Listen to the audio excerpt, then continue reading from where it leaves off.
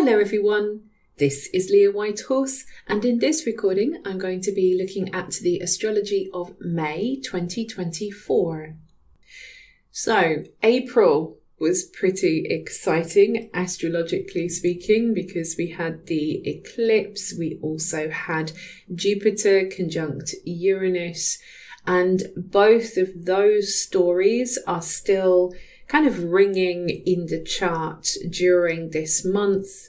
As we get right to the end of the month, Jupiter will change signs, so it will start to break down that Jupiter-Uranus energy. But certainly for the majority of this month, we still have these very big stories in play. We also are going to have some other stories coming in. So this is going to be Neptune moving on to a critical degree. And then, as I mentioned, we're going to have Jupiter changing signs. So that is going to activate other patterns that are happening in the chart as well. And we're going to have Mars activating the eclipse degree. So even though we have slightly less action than April, it feels to me that May is still going to be quite a dynamic month, perhaps just with a bit of a change of perspective. So the first thing that occurs is that on the 2nd of May, Pluto will station retrograde. So we are now moving into the part of the year where we start to see the main retrograde periods for the social and the transpersonal planets. So we're starting with a transpersonal planet. So this is Pluto. It's going to station retrograde at 2 degrees and 6 minutes of the sign Aquarius. And during this retrograde period, Pluto is going to go back into Capricorn. So this is going to be on the 2nd of September. And it will stay on the very final degree of Capricorn, 29 Capricorn, the anaretic degree, until the 19th of November 2024. And then it will move into Aquarius for the long term, not forever, but for a long-term transit. So this period of Pluto retrograde is super important because it's going to include this final summing up, this final work, this final transformation that was taking place in Capricorn. When Pluto goes retrograde, obviously this is a transpersonal planet, as I mentioned, and therefore it tends to affect the collective. But for us on an individual level, what is happening is Pluto is asking us to go within, which is the same for any retrograde. It turns the attention inwards. And Pluto is saying, these things that I have been asking you to do, these changes that I want you to make, this situation where I would like you to take control, this area of life where you have way more power than you think you do, we have some work to do here because you've not been taking the opportunity. You've not been taking the chance that I've been offering you. So now we're going to dive deep and we're going to break those patterns that have been keeping you stuck, that have been holding you back, that have been stopping you from making the necessary changes. In Aquarius, the necessary changes are to liberate us and to help us feel freer. And in Capricorn, they are to give us a better structure, better stability, a better foundation. So Pluto knows what he's doing. I always say transits are happening for us, not to us. So Pluto knows what he's doing. He's inviting you to dive deep and to check in with yourself. Where am I so scared that I'm holding myself back? Where am I afraid to step into my power?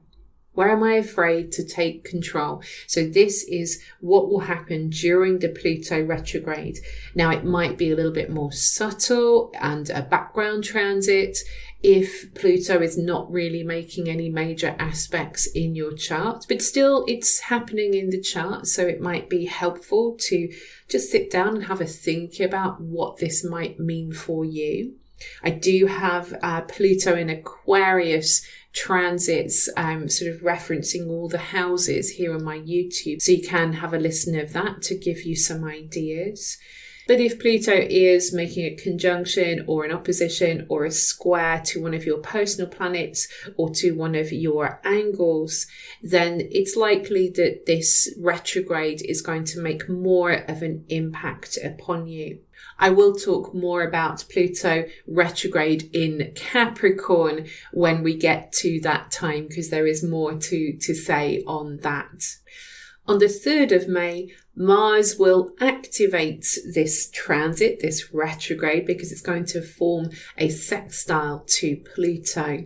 So this is actually really helpful because the sextile is an invitation. It's an aspect that says if we work with these energies, then we're likely to get something that is useful out of it. Sextiles form a hexagonal shape. If you drew them all around the chart, you would get a hexagonal shape. I'm going to put it up on the screen here so you can see what I'm talking about. And the bee in the center here is to remind us that bees make hexagonal shapes when they're creating their hives, when they're making the honey. And so this is a hard-working aspect, like the bee is a hard-working creature, but there's always something sweet at the end of it. That's how I like to think of sextiles. And also, of course, to remember that whilst bees are collecting all of the pollen to make their honey, they are in fact pollinating all of our crops and our flowers. And so they are, keeping nature alive. They're keeping us alive. So all of these ideas play into how a sextile works. So Mars is super strong in his own sign of Aries, really, really powerful, really confident, go-getting, let's do this, stop messing about. This is the kind of energy that we need. If we are feeling scared and thinking, I don't know what to do with all of this power that Pluto keeps telling me that I've got. So Mars comes along and says, hey, let's do this. Let's go for this. Let's grab this chance while we can. Let's make these changes so that the future is better, the future that you desire, the goals that you're beginning now. You need to clear the way. So Mars sextile Pluto is going to help with this. Now on this date as well, a very important movement occurs, which is Neptune moving on to the final degree of Pisces. This is super important. Any anaretic degree is what we call a critical degree. We're starting to move into no man's land, into liminal space. This is like the doorway between here and there, then and now. There is something very magical about these critical degrees at the very end of the signs. 0 degrees are also important as well. So Neptune moving on to 29 Pisces. It's even more important because this is the very final degree of the entire zodiac. After this, Neptune will go into Aries. Now, I've just been writing about this movement, Neptune anaretic in Pisces, over on my Substack. It's in the weekly forecast for April 29th through to May the 5th. But just to give some orientation as to when Neptune is going to be on this anaretic degree. So it begins May the 3rd up until September the 3rd, 2024. And then Neptune will be anaretic again from March the 3rd, 2025 through to March the 30th, 2025. And then we will have the last period of Neptune anaretic on this very final degree of all the signs from October the 22nd, 2025 through to January the 26th, 2026. So I'm giving you these dates so that you can make a note of them and just pay attention to what happens during these periods, both collectively and personally. So once again, Neptune is a transpersonal planet. So that means its action tends to be beyond the personal. It's concerned with collective issues, with humanity as a whole. But of course, if you are having a transit of Neptune to a personal planet, particularly hard aspects, conjunction, square, and opposition, then you are likely to experience this in a more direct way. And like I was saying with Pluto, we also are all having this happen in our chart. So it's a very important time for reflection, because Neptune is concluding, it's coming to the end of its journey through Pisces. And therefore, we're now being pushed to learn this lesson. It's kind of like what I was saying with Pluto needing to go back into Capricorn to complete the work there. When we reach the 29th degree of any sign, we are coming to a crisis point, or we're coming to the time when we've got to incorporate everything that we have learned. The action of Neptune is to spiritualize what it touches. And often with Neptune, it asks us to tune in to our spiritual self. It asks us to use our intuition, to lean into the soul work that we are doing, to be less materialistic. Neptune is a planet that can sometimes confuse and confound and delude us. It can lead us on a sort of merry dance, chasing the rainbow for the pot of gold. It is filled with fantasy, particularly in Pisces. Pisces is associated with the deep unconscious, the collective unconscious. It's where everything is connected. And so Neptune can have this sort of very wonderful vibe to it. And we see all of these amazing possibilities in the part of life where Neptune is moving in our own charts. But we can get carried away on those fantasies. So what Neptune does is it dissolves these fantasies, these things that can't be true, that can never come true, so that we can embrace these beautiful visions that can come true, the things that we can manifest into our lives.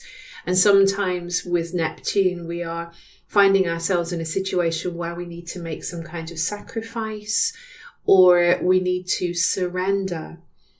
And surrendering isn't necessarily giving up. The negative side of Neptune is kind of despair and, victimhood and helplessness.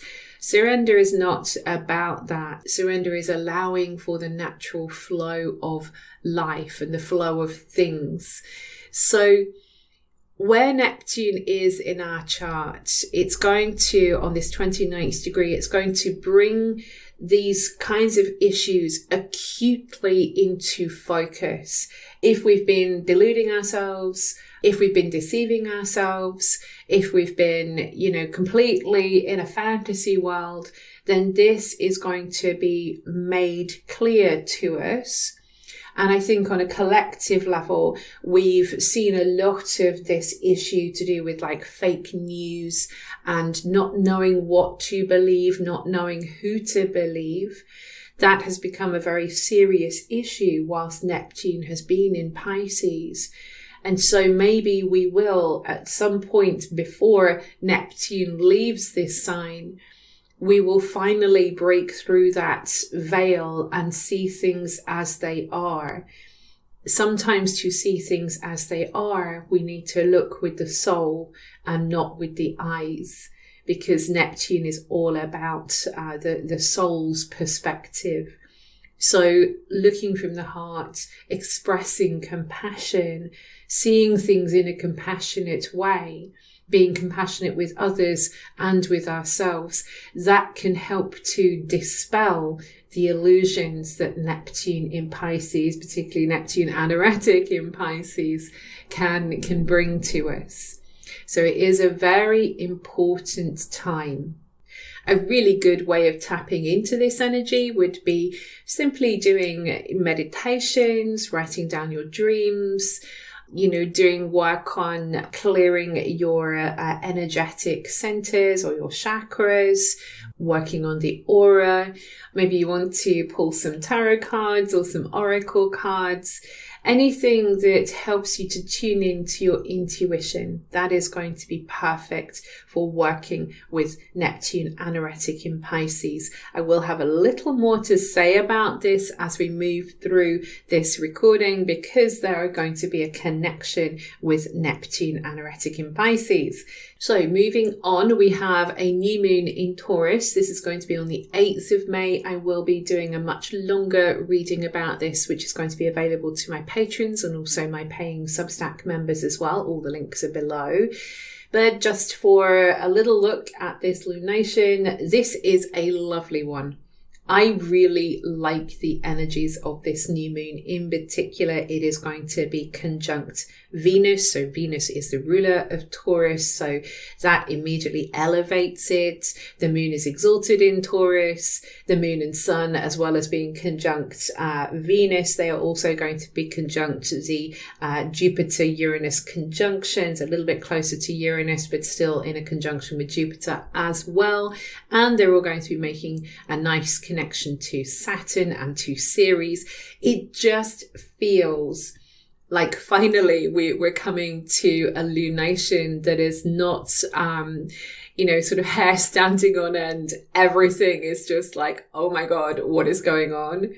It has a real nature of Taurus about it. It feels calm. It feels creative.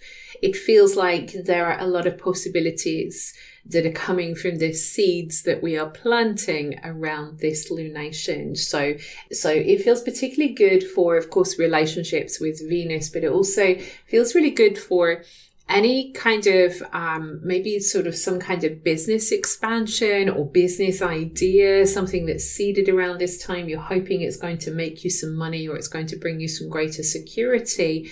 Yes, Uranus in the mix can make things a little bit unpredictable, but still there is this sense that something seeded now, it might grow into something different than we anticipated, but that's not necessarily a bad thing. On the 13th of May, just pointing out that Mercury is going to exit the shadow zone from the previous retrograde period. So now we're kind of clear as far as Mercury is concerned, and then Mercury will move into Taurus. So that's bringing us a lot of emphasis on Taurus by the 15th of May. So now we've got a switch in mindset. We've had all of this Mercury in Aries for what seems like ever, because we had the retrograde period in Aries. And now we can mentally slow down. We can start to think about things in a more practical way. And it encourages us to simplify. Like mentally, we're in this kind of phase of, I just want to focus on the things that matter, that are important, and forget the rest rather than trying to do everything. So this is going to be a helpful transit, particularly after all the sort of constant barrage of information and, conversation whilst Mercury was in Aries. On the 20th of May, Mars will conjoin the North Node. So what that is doing, Mars activates. Whenever Mars is moving around the chart, it will have its own story, but it will also animate and bring to life anything that it touches. It fires things up. And so in this case with the North Node, what we have is the karmic gate. It's like Mars is hammering on that door, getting that door open for our spiritual evolution. It activates our karmic journey. And Mars is pushing for, because Mars has that pushy action, Mars is pushing for some kind of evolution. And it means that it kind of pays us to be confident around this time. It pays us to be brave, but it might not pay us to be impetuous or reckless. These are the shadow expressions of Mars. And it's not going to help if we're too pushy, if we're too sort of in your face with somebody. So we need to go about it in the right way, but it is a great time for these brave actions that will move us forward onto a path that is aligned to our goals. We also have the sun moving into Gemini today, so we go into Gemini season. Happy birthday to all you Geminis. I have lots of Gemini friends. I love this sign. So sun moving into Gemini, it illuminates the themes of Gemini, which is around conversation, connection, particularly connection, learning, the mind, communication. We might have more travel around this time, usually more local travel. We have more emphasis on, stuff to do, which is maybe our emails or letters. And there's an uptick in the amount of communication that we're getting through when the sun comes into Gemini. But also we want to have more connection, more communication. So yeah, the sun in Gemini is spotlighting the ability that we have to be curious about life. Because when we're curious, it opens life up. Remember, Gemini is the twins, Castor and Pollux, one immortal, one human. And so they have these different spaces that they can go into, and then they come back together and they talk about their experiences. And that's just like us. We are all different. And yes, sometimes that can be annoying and frustrating, and we can argue with one another. But all these different opinions give us something to talk about, give us something to think about, and pushes us to know more, to inquire, to find out. So the sun's movement through Gemini is the time of year for all of us to be more curious, particularly in the house where the sun is moving in our chart. So to look for which house in your chart has Gemini on the cusp. This is where for your lifetime you need to be more curious. And that curiosity, that willingness to learn, that willingness to embrace all different facts and figures and consider those and not discount any options. This is what's illuminated by the sun moving into Gemini. Now, as the sun goes into Gemini, it will move right into Sedna, because Sedna is newly ingressed into this sign, really starting to bring in some of these stories for the great age of air. Sedna is now in a trine with Pluto, so that's going to be an ongoing aspect as well. It's not perfecting at this moment in time, but it's still there in the background. So the sun is activating this as it comes into Gemini. And generally speaking, Sedna in Gemini speaks of the evolution of consciousness. So it kind of makes it even more important that we are open to thinking more about how the mind works, how your mind works, and what have you learned so far, and how does that serve you? These kinds of questions are important as the sun meets Sedna. Now, the 23rd of May is a very interesting date. There's a whole bunch of things going on this date. Firstly, it is the date of the full moon in Sagittarius. Again, I will be doing a reading for my patrons and Substack members. So the full moon in Sagittarius, this is bringing to a conclusion issues that are connected with our beliefs, with our desire to broaden our horizons. Sagittarius is a sign that's associated with traveling and higher education. It's also our philosophy and the way we think about life, the way we conceive of life. And what we have here with the moon and sun being opposite one another, with the sun being there in Gemini, we have some kind of issue between what we believe and what we're told, what we think and how we can put that into practice. So there's a lot of strongly mental energy going on around this time with this full moon. And it's really asking us to explore, where is this taking me? Where are my thoughts taking me? And is this taking me to where I want to go? Or is this leading me off in the wrong direction? Maybe we need to have a conversation, or maybe we need to have more information. Something here needs to be concluded so that we can clarify where it is we're trying to get to, the vision. This is Sagittarius energy, the vision that we have for our lives going forwards. Now, just to ramp all of that up, on the same day as the full moon in Sagittarius, we're going to have Jupiter moving into a sextile with Neptune. So Jupiter is the ruler of Sagittarius. This is why it's important. Both these planets are on the anaretic degrees of their signs. So that in itself means that this is like a critical aspect. The sextile, of course, is important. As I mentioned before, we can work with it to get the honey. We can work with it to get the benefits. And it interests me because Jupiter and Neptune, this is now linking hands with the old ruler and the new ruler of Pisces. So Jupiter is the traditional ruler of Pisces. Neptune is the modern ruler of Pisces. So it seems like there's a lot of emphasis. I'm going to kind of stick my neck out here and say there's a lot of emphasis on matters that are connected to the overseas. So this is the moon in Sagittarius, the full moon in Sagittarius. And maybe it is something to do with trying to save people, trying to help people. Obviously, there are certain places that come to mind given what's going on in Gaza and also what's going on in Ukraine. So maybe there is some emphasis here. I mean, this is a wonderful opportunity, which is what Jupiter offers us, an opportunity for peace. It would be lovely to think so, wouldn't it?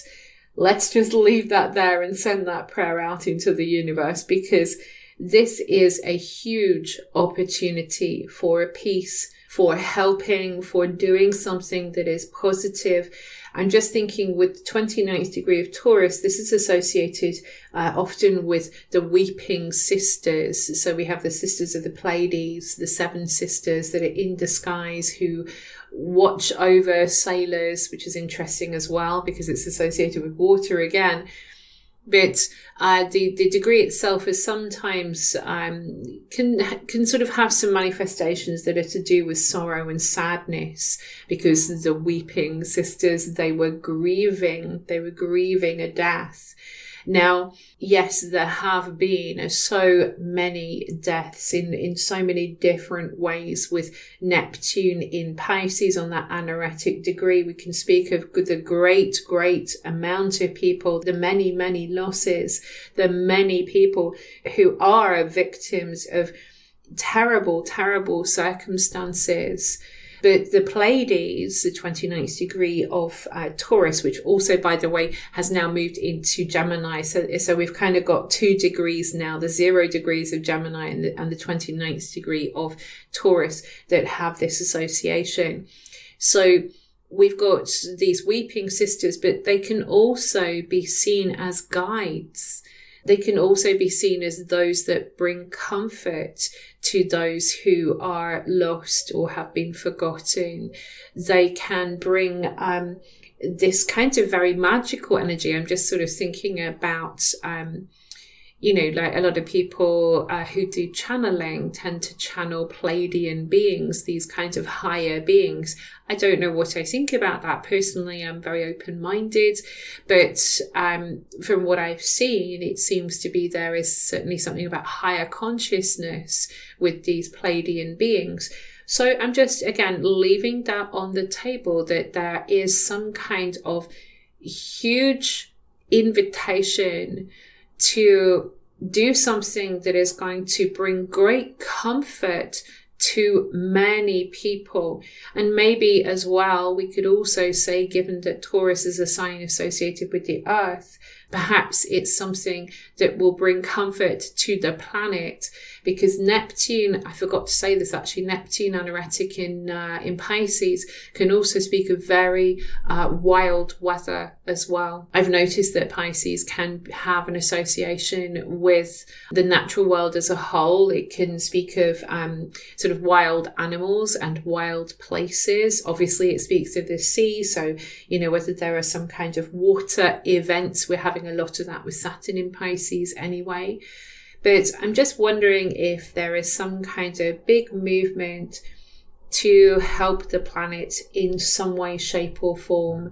And as I say, the possibility of helping people, those who are desperately in need. It interests me that the same day that all of this is going on, we're going to have Venus involved as well. Venus is going to conjoin Jupiter whilst Jupiter is in a sextile to Neptune. So now we've got Venus and Jupiter, the benefics, the lesser benefic and the greater benefic, the helpers, in other words, who are urgently bringing this money or bringing some kind of security, or bringing to mind, we need greater security, greater food security, greater security as far as the climate is concerned, greater security as far as farming is concerned and resources are concerned.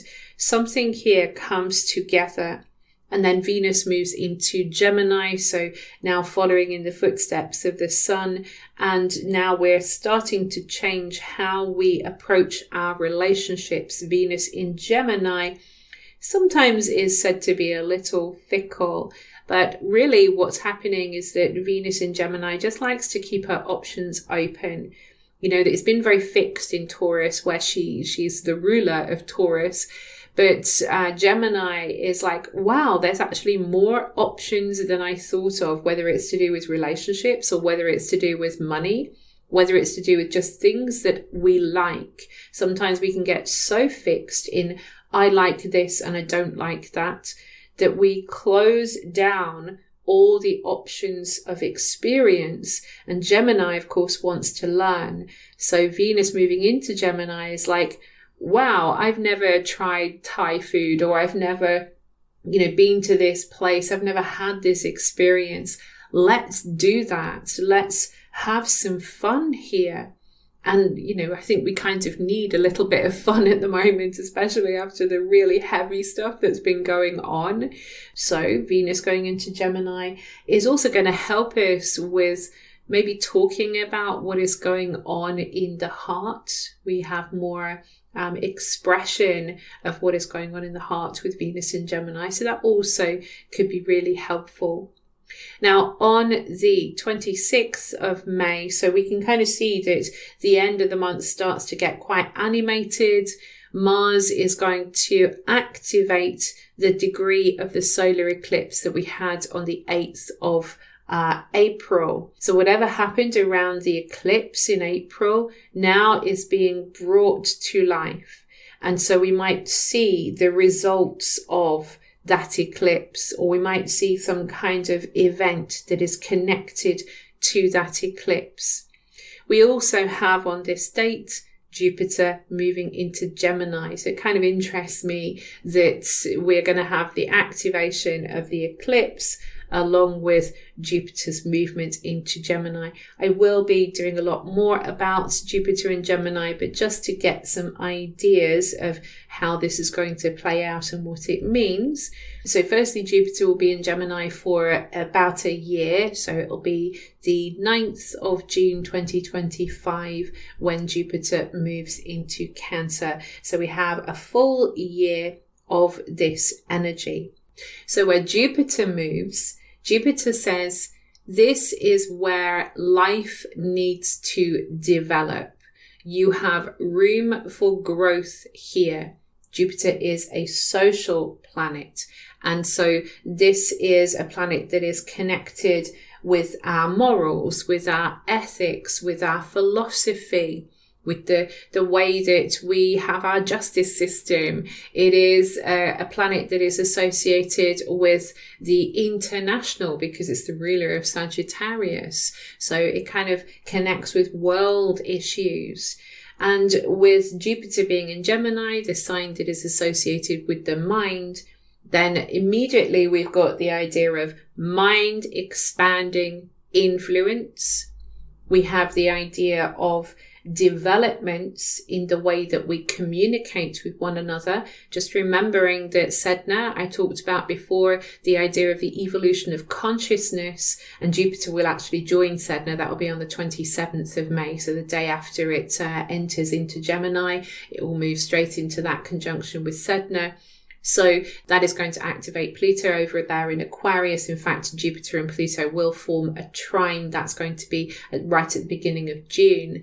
So we're starting to really bring in a lot of these themes about how we communicate with one another, how we think, how we use the mind, how we use the brain, the functions of the brain, how we learn, our schools. Jupiter in Gemini could also speak a lot about our schools and the way we educate our children over the next year. We're also, again, looking at what we've learned and whether we want to embrace the idea of learning more. A lot of people might be going back to school whilst Jupiter is in Gemini. A lot of people might be taking on their own personal projects of study whilst Jupiter is in Gemini. And maybe, this is a really good time for writers as well, because there are so many stories to tell. The challenge is that this is the sign that Jupiter is very uncomfortable in because it rules the opposite sign, Sagittarius. So Jupiter in Gemini is said to be in detriment. And mostly this is because there's just so many ideas. And sometimes the shadow expression of Jupiter in Gemini can be just feeling like you're torn in so many different directions and information overload. This is an explosion of ideas and discussion, and there's just so many questions. It feels like every time we have a new piece of information or a new story or a new conversation, it just brings up more questions. So although this can be really brilliant for learning and making connections and understanding more about our neighborhoods, understanding more about ourselves as kind of siblings, like Gemini is associated with the twins I mentioned earlier. So the collective third house can be associated with our brothers and sisters. This is a reminder that wherever we come from, we are all brothers and sisters inside. We all have red blood inside. We all just have a brain. We are all the same on the inside. Doesn't matter what color we are on the outside. Of course, our experience is different. Our cultures are different. But there is something about Jupiter in Gemini that's trying to bring some kind of understanding, to perhaps try and bring some of these opposites and dualities together in some way. Now, one of the things that perhaps we are going to need to just pay attention to, given that there is this idea of information overload, is that we'll need to just pay a bit more attention to our mental health and learn something of what we can sort of take in and what we can leave to one side. Obviously, social media can be completely overwhelming just as it is. And maybe we'll get a lot more kind of story around this as time moves on, as Jupiter moves through this sign. I'm just kind of thinking about, like, today, there has been news coming through about some kind of law that's been passed in the US that will ultimately try to ban TikTok in the US. And of course, that's going to have repercussions everywhere. Like, there are people in the UK who run their businesses on TikTok and get their clients and customers on TikTok. So even though it's happening in the US, it's going to have global effects. Now, of course, we don't know if this is actually going to go through. It may take many years, according to the BBC, because the guy, I can't remember his name right now, but the guy who owns TikTok is saying that they're going to take it through the courts and they're going to go all the way up to the top court.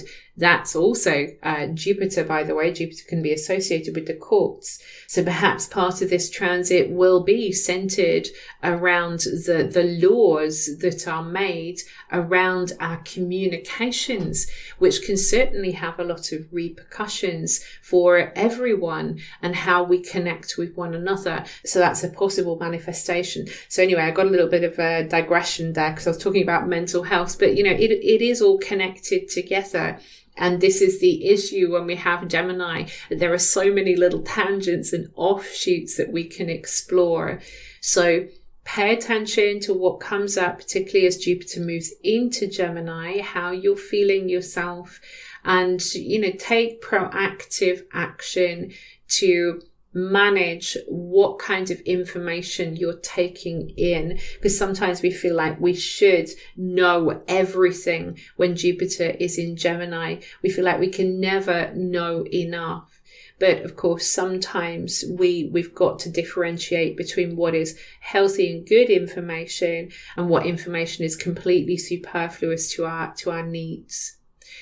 The last aspect of the month, I think, is just tapping into that as well. We're going to have Mars conjoining Chiron. This is on the 29th of May.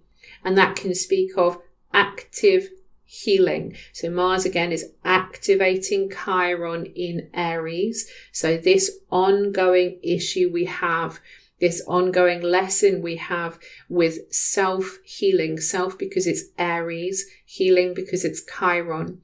Figuring out how we can be brave, how we can be courageous, how we can be strong despite our wounds, because obviously not every single thing can be healed. I know I've said this before, but I think it's important to repeat. Yes, Chiron can speak of healing. He was a doctor. He was a medicine man. He was someone who had the skills of healing. He was highly skilled, but he couldn't heal his own wound. And sometimes there are things too that we can't change and we can't heal. There are chronic physical conditions or disabilities that aren't necessarily curable, but we need to find ways to manage them so that we can still do the things that we want to do. So this is also Mars conjunct Chiron. And sometimes when Mars conjoins Chiron, we can feel a little bit vulnerable because Mars, of course, wants to be strong. He's a soldier. He doesn't want to give away that he's actually got an Achilles heel to his enemy. So we can feel a bit like this, that we don't want to give anything away, that we don't want to let other people see our weaknesses for fear that they're going to use them or abuse them in some way. And of course, that is helpful to be conscious of where we have some weak spots. But instead of just being overly protective of those weak spots, maybe this is also time to learn about them and see what we can do to either, strengthen ourselves there or find other ways to offset those weaknesses so that we don't feel pulled down by them. We don't feel completely weakened by them, and we don't feel like we're less than just because we have some kind of scar or problem or a wound from the past. So it is an interesting kind of end to the month with Mars conjunct Chiron. So it just brings us back to remind us that we're still very much on a healing journey right now, and particularly with healing anger. Mars can also represent where we feel frustrated and angry and ready to jump into the fray and fight it out. But sometimes we need to find other ways, alternative means. Chiron can speak of alternative means, alternative ways of doing things, alternative methods. So yes, maybe we've got to find other means to fix the anger or fix the conflict. And Chiron says we can fix it. It is possible to find a remedy to some of these conflicts, whether they are personal conflicts or whether they are global conflicts. And with Jupiter in Gemini, the suggestion is some big conversations that bring us to a state of understanding might be the very thing that gives us the peace, Neptune, anaretic in Pisces, that we're looking for. This concludes my reading for May 2024. I hope you found it helpful. If you did, please do click a like, leave a comment if you like as well. Tell us about where you're going to have Pluto moving in your chart, or Neptune, and what your experiences have been so far. Having a conversation, having a dialogue about these things can be really helpful. It could be helpful for other people who are reading to see what your story has been. If you would like to hear more from me, as I mentioned before, I have Substack and Patreon. I will drop all my links below for my social media as well as my website. I will see you again soon, and in the meantime, I wish you many blessings on your path.